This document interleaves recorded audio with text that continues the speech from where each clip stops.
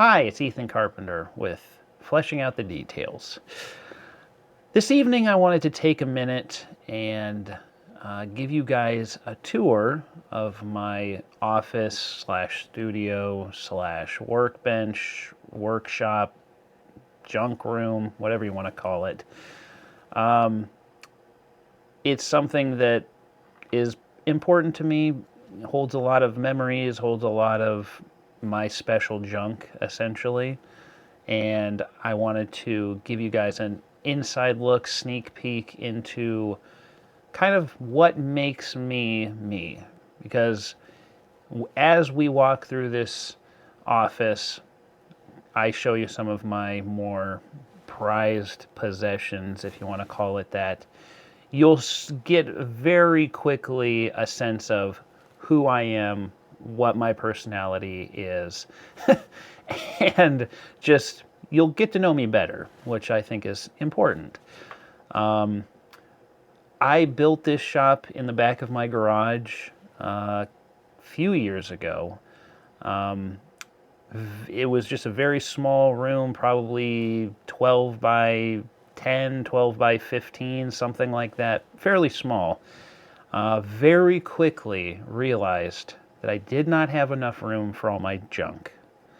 So, this past Christmas break, I actually blew out a wall and actually expanded the rest of the way across my garage and took the whole thing over. Not the whole garage, but took a large portion of it over. So now I have a lot more room for all my junk. I mean, my stuff, my very important things.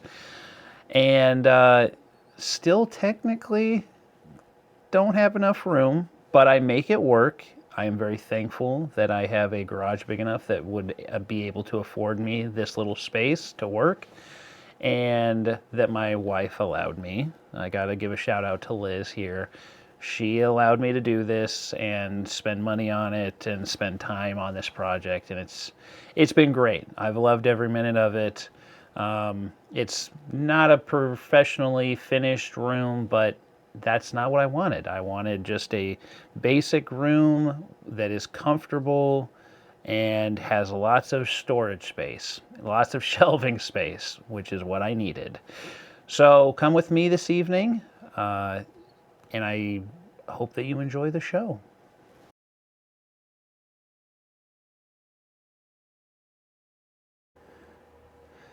All right. First off, we got to get my workstation in here. Got a computer screen, nice comfy seat, nothing too special. Got to give a shout out to George Washington crossing the Delaware, of course. Very important moment in history. I actually, during my construction project over Christmas break, I added a window. That was actually a demand, not a request, but a demand that my wife made for me expanding my office even further in the garage. She thought it was too much of a cave, too dank, I think is the word, too smoky when we would smoke cigars. So giving a little bit of ventilation and natural light is always important. Moving on, I've got sort of my man corner with the my little collection of pipes. I've got some cigars.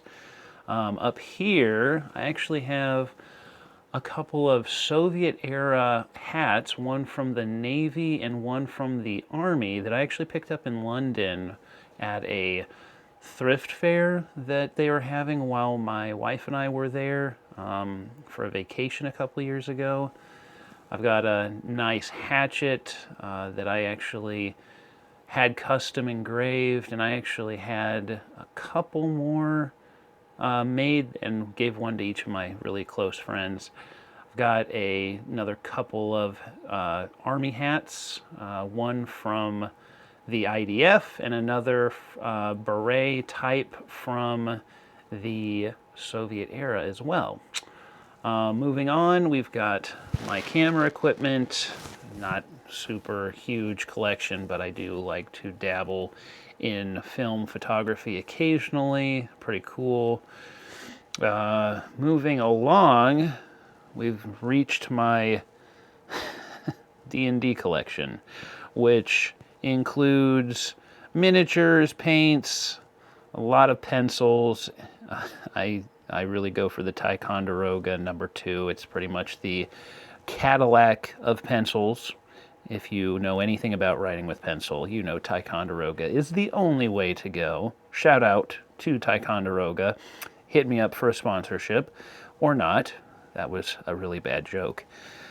Moving along, we've got quite a few titles.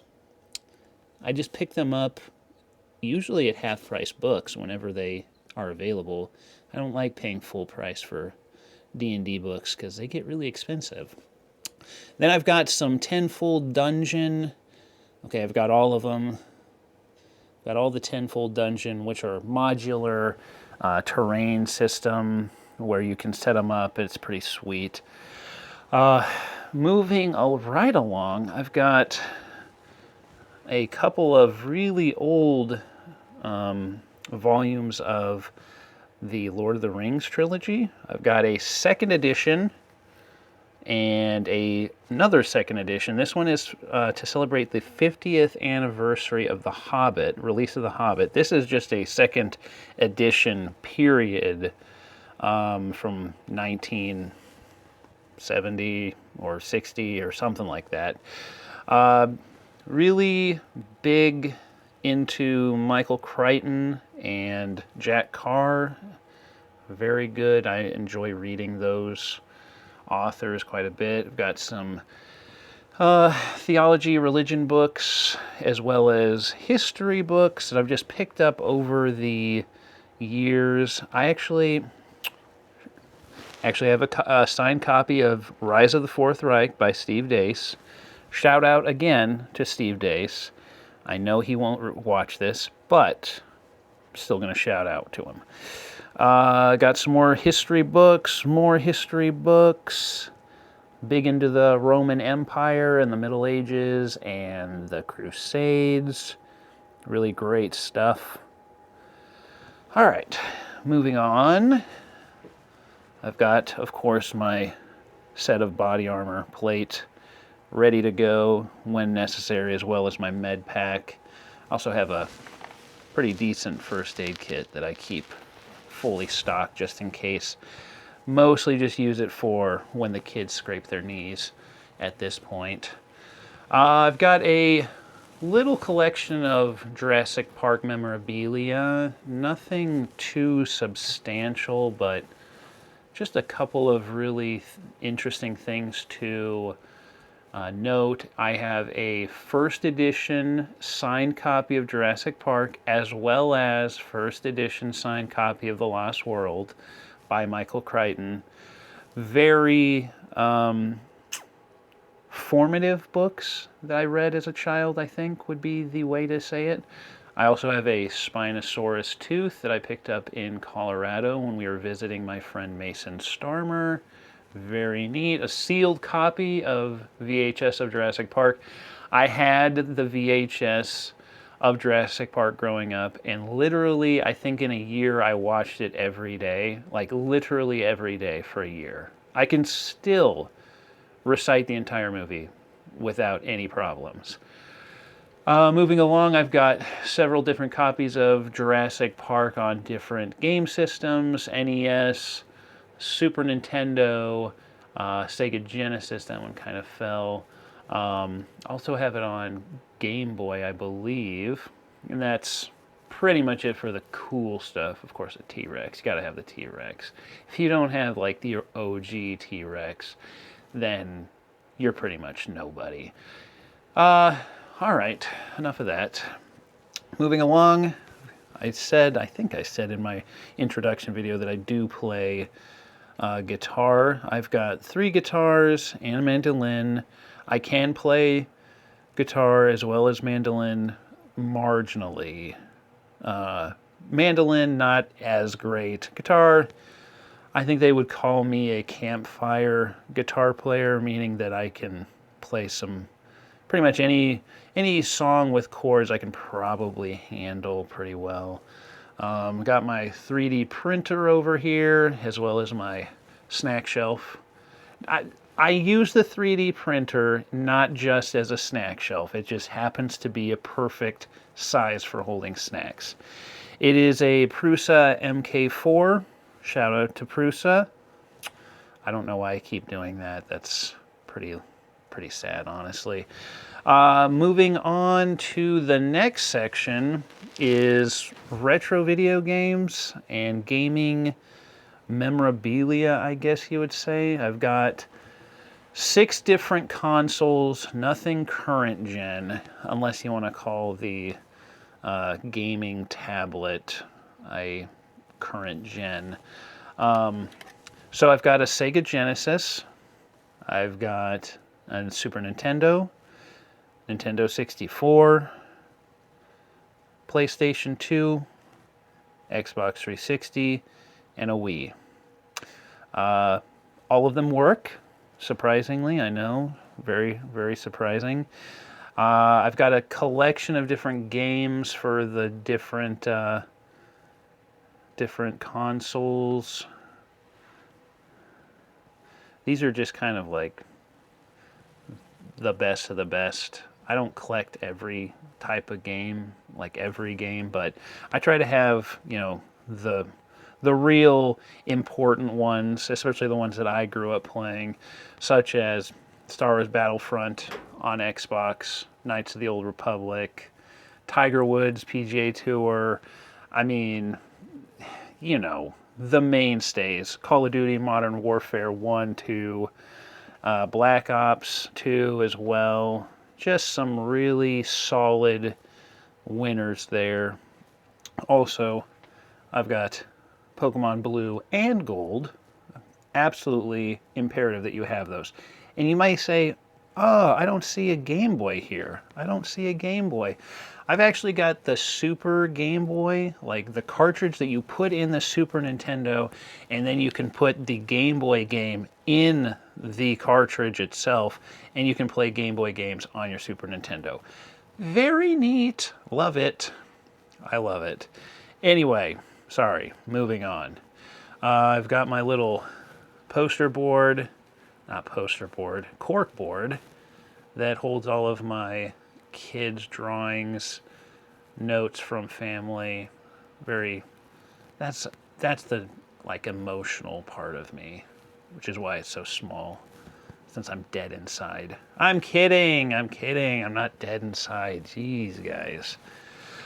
Moving right along, hopefully I'm not going to be violating any guidelines of YouTube. I don't think so, because honestly, I watch all sorts of gun stuff on YouTube, but I've got a little collection of guns. Here's a little gun safe as well. These are the ones that I have ready to go for when the world ends, you know, zombie apocalypse type stuff. I've got AR-15. I've got an AR-15 in 5.56 as well as the 300 Blackout. I have that suppressed as well, which is pretty stinking sweet. And then I've got the MP5 clone from Century Arms. I think they call it the AP5. Various magazines. And then opening up here, it's kind of hard to see because they're all kind of just laid in there. But I've got another selection of firearms in there, all under lock and key so as to keep them nice and secure.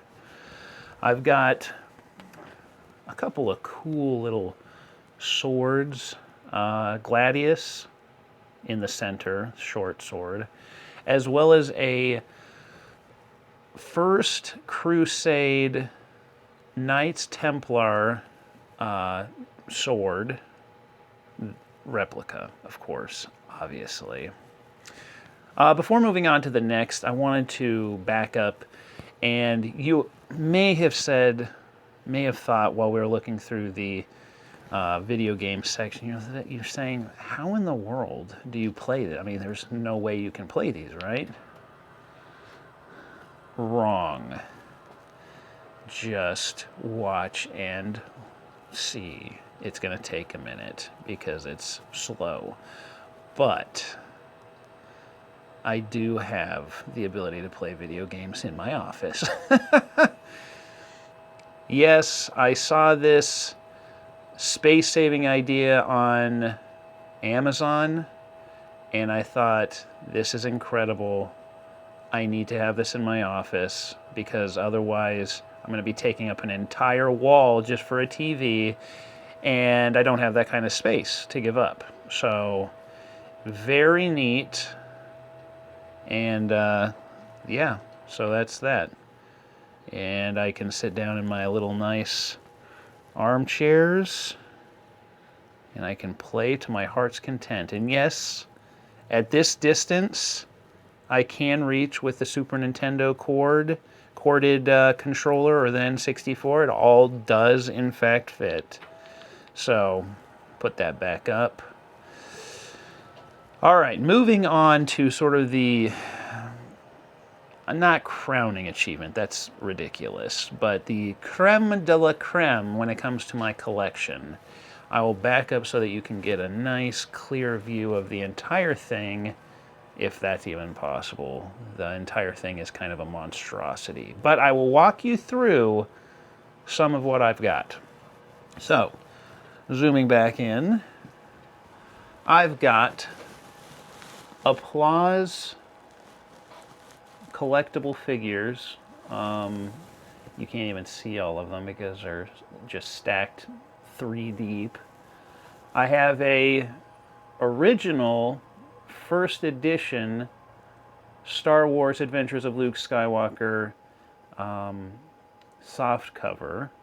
This was released back in 1976, which happens to be a year before Star Wars was actually released in theaters. Moving along, I've got, I think, pretty much all of the Dark Horse comic omnibus for Star Wars. I also have the Legacy, Star Wars Legacy collection. Then moving along from there, I've got a selection of Star Wars video games, some in the box, some not. These are games that I grew up playing, especially this one right here, Star Wars Rogue Squadron. Absolutely incredible. Up in the back, I've got the audiobook, abridged audiobook of the Jedi Search or the Jedi Academy trilogy. Here's a nice picture that my son Noah actually drew for me. Got to keep that in there. It's not necessarily worth anything in terms of monetary value, but emotional value through the roof.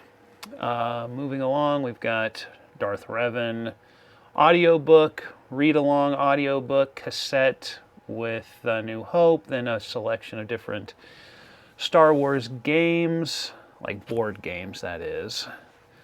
Got some Star Wars figurines.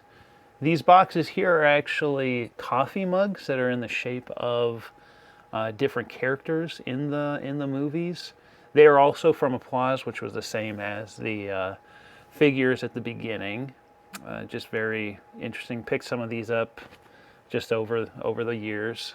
Then in the corner, you can't really see it all that well because, again, I don't have all the room in the world, is Bastila Shan from Knights of the Old Republic. Then we're moving into the figures section, which is just a lot.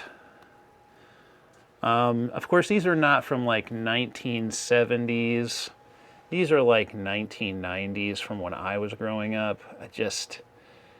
I don't have the money to spend on all of the 1970s. I mean, it would be cool to have the 1970s and 80s figurines, but man, those things are pricey. Very collectible.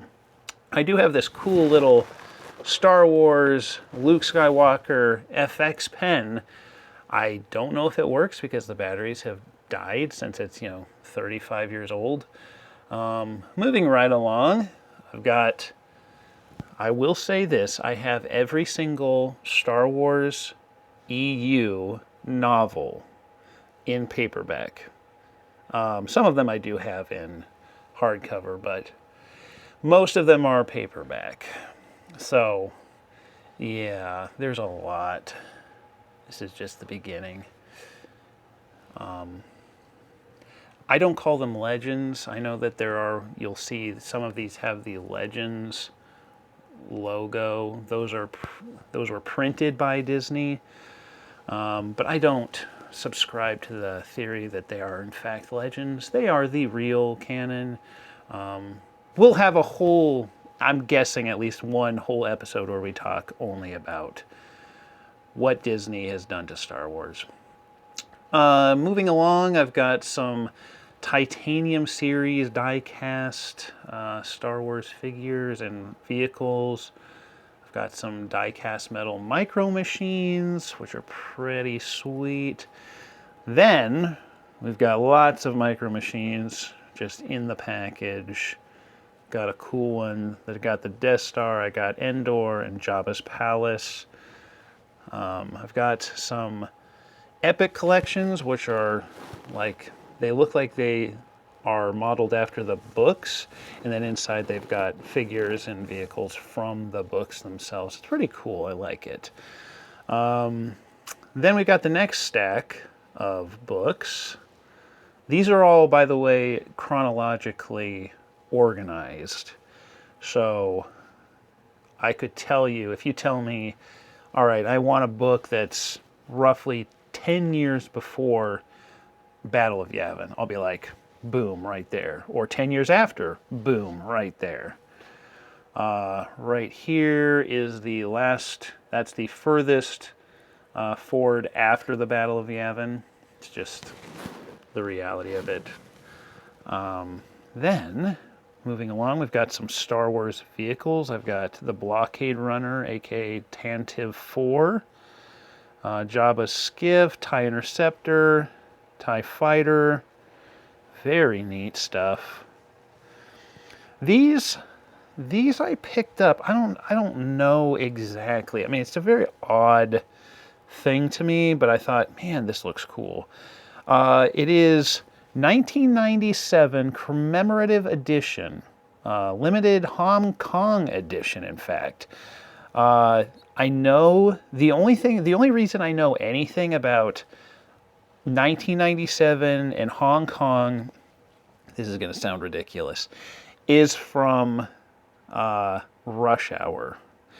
I remember a scene in Rush Hour talking about how Britain was handing over the territory of Hong Kong, or however that works, back to the Chinese. And when did Rush Hour come out? 1997. So apparently Star Wars decided, hey, let's commemorate the British giving Hong Kong back to China by creating some collectible figurines. I guess that's a thing that they do. Wow, okay. History lesson done. Then I've got some hardcovers, Shadow of the Empire, the original Star Wars trilogy, a couple different versions of those. Then the prequel trilogy, as well as the 4 variant covers of the Star Wars Episode 1 Phantom Menace book by Terry Brooks. I have all 4 covers of that. Then I have Star Wars written as a William Shakespeare play. I know that sounds absolutely ridiculous, and it kind of is, but also very funny to read, the Star Wars series as a Shakespearean type play. Some of the language that's used is absolutely hysterical. Then getting into sort of the really collectible Star Wars books that I own, I've got a hardcover copy of the Dark Empire trilogy comics in hardcover form, as well as the Thrawn trilogy comics in hardcover form. So it's just all of those comics all put into one book. And yeah, pretty hard to come by. Then moving on, these are kind of the crowning achievement, I guess you would say, of my Star Wars collection, which is 3 first edition, signed by Timothy Zahn books, the entire Thrawn trilogy. Just very cool, which is why they're in protective cases. They will stay there in those protective cases. Moving along, we've got some die-cast characters. Got the blaster pistol and Darth Vader's lightsaber. Actually, funny thing, I actually had that electronic blaster, when I was a child back in 1996 or 1997, so I would have been 9 years old or so, not to give away my age or anything. Then we've got some read-along books with actually records in the back, so not even cassette player, or a cassette, but an actual record. A few figures and vehicles, just some sort of Black Series, I think is what they call them. Then I've got all of the children's book series, so Young Jedi Knights, I've got Jedi Apprentice, Jedi Quest, Galaxy of Fear. Galaxy of Fear, I don't know if you ever read any of those, but they are essentially Goosebumps, not Goosebumps, Goosebumps in Star Wars, in space. And I was never a Goosebumps fan, but man, I read the crap out of these Galaxy of Fear books. Then I've got Star Wars Adventures, Star Wars Boba Fett, Choose Your Own Adventures, Last of the Jedi. I mean, I've got everything. Then a few more little character vehicle combos. And moving on, we've got the Millennium Falcon. Oh yeah. Anyway, moving on. By the way, you need to count how many times I say moving on and post it. You'll win a prize for something. Hard to see, but this is a comic pack. It's got 2 figures and a comic. This one is from Heir to the Empire, and it has Talon Karrde and Grand Admiral Thrawn, both characters created by Timothy Zahn for Heir to the Empire. And I had it signed by Timothy Zahn last year at Des Moines Con. Got a few more of those, a couple more figures. I've got the original Star Wars soundtrack on CD form. It's like a 4 CD set. It's pretty cool. And then I've got all of the big encyclopedia type books, Star Wars that is, as well as the complete Star Wars encyclopedia. Couple more interesting books, the prequel trilogy in hardcover, as well as the Dark Forces trilogy books in hardcover. Hard to come by those nowadays, and again, I read the crap out of those growing up because I played the Dark Forces and Jedi Knight games, and so to have a book that went along with those was literally incredible. I've got 2, a book, what is it? The Jedi Path and Bounty Hunter Code books, collector's editions in their collectible cases. It's pretty neat. And a Darth Vader collector package with some, like, figures inside, never been opened. So hopefully the figures are in there like they're supposed to be. So all in all, not like a super impressive collection, but I think it's pretty neat. I like it a lot. Anyway, so Then right in the center, I've got my game table. So it is a Project Ironside table. Don't know if you've ever heard of that. It is a modular game table system. It has a wood cover that goes on top of it as well. It looks really nice when that is on. I don't have it on right now because in like less than 2 days I'm going to be having D&D here, and I just have to take it back off. It's, you know, what's the point at that juncture, whatever. I'm not real smart. But anyway, I like the table. For the price, it was great and is great. I will say, like, if I had unlimited money, I would, you know, buy a more beefy table, something a little bit more solid. But for what this is and the price I paid for it, I can't really complain. It does the job. It is fairly lightweight, but also very strong because it is metal, metal frame. So very nice, very comfy. So yeah, this is pretty much it. Pretty much the entire collections of everything. I mean, like I said, this is kind of who I am. So now that you've seen this, you're like, okay, I know Ethan. I know who he is. Star Wars nut, D&D fan, history buff, nerd. Yeah, nerd would be, I would proudly wear that term. So yeah, I'm not afraid to admit that I'm a nerd.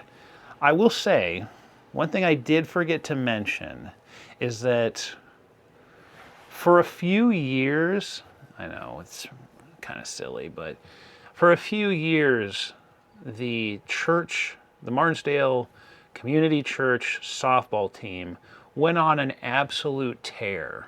From like 2019 to 2021, we were like unstoppable. Not so much anymore because we're old and slow and I'm fat.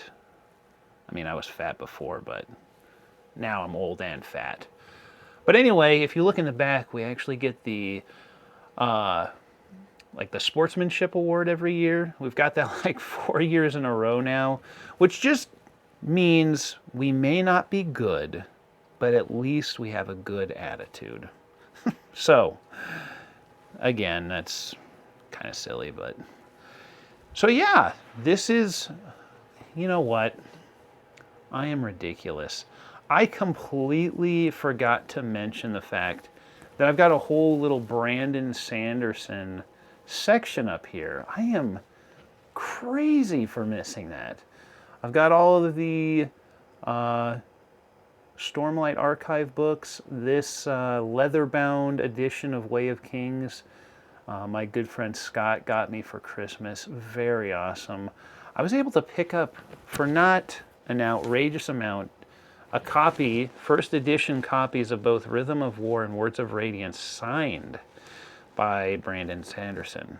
I was kind of shocked that I could get them for not like thousands of dollars. This is not Brandon Sanderson related, but I have a signed copy of Hatchet. It's a 30th year edition, or 30th anniversary edition of Hatchet, signed by the author. And this is not signed by the author, but it is a first edition, or first American edition version of The Silmarillion by J.R.R. Tolkien. So very neat. Again, that's why it's in protective cover, because I just don't want anything bad happening to it. But again, excuse my absolute ridiculousness for missing the Brandon Sanderson section.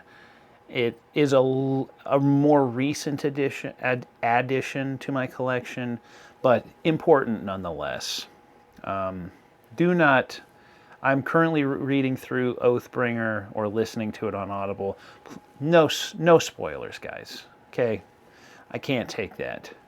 So yeah, this is my office / workshop / game room. If you have any more questions specific to what we talked about here, feel free to let me know in the comments. I'm more than happy to answer. Don't ask me to sell you anything, because this stuff is never going to leave my office, more than likely, unless, well, I don't know, unless I die and my wife is like, I need money, so I'm going to sell all of his junk. Well, joke's on you. It's not worth very much. That's sad. So anyway, this is me signing off. I hope you enjoyed the brief look into my mind as a collector. And again, if you have any questions, drop them in the comments, leave me a like, give me a subscribe, all those things that content creators are like desperate for.